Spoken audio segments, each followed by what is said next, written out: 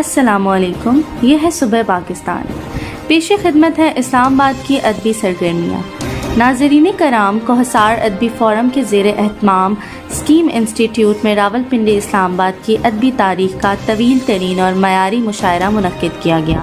مشاعرے کی صدارت ماہر تعلیم اور معروف شاعر کلیم احسان بٹ نے کی، جبکہ مہمانان خصوصی میں پروفیسر شازیہ اکبر اور انجم سلیمی شامل تھے، جبکہ نظامت کے فرائض معروف شاعر محمد تنویر حسن نے ادا کی۔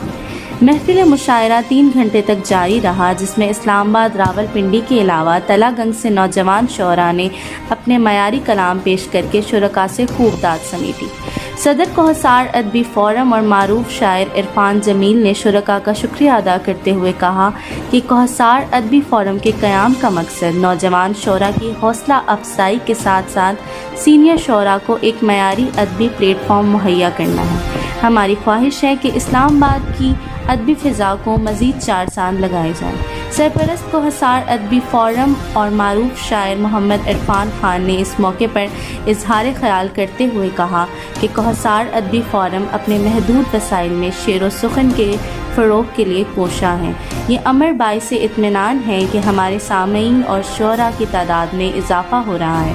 نوجوان شعراء نے پختہ اور معیاری کلام پیش کر کے حاضرین سے خوب داد وصول کی ہے۔ یہاں یہ بات قابل ذکر ہے کہ سرپرست عرفان احمد خان کا تعلق لیا سے ہے۔ عرفان خان اسلام آباد کے ادبی حلقوں میں ایک معروف نام اور متحرک شخصیت ہے۔ صبح پاکستان لیا کے ساتھ عائشہ حسن۔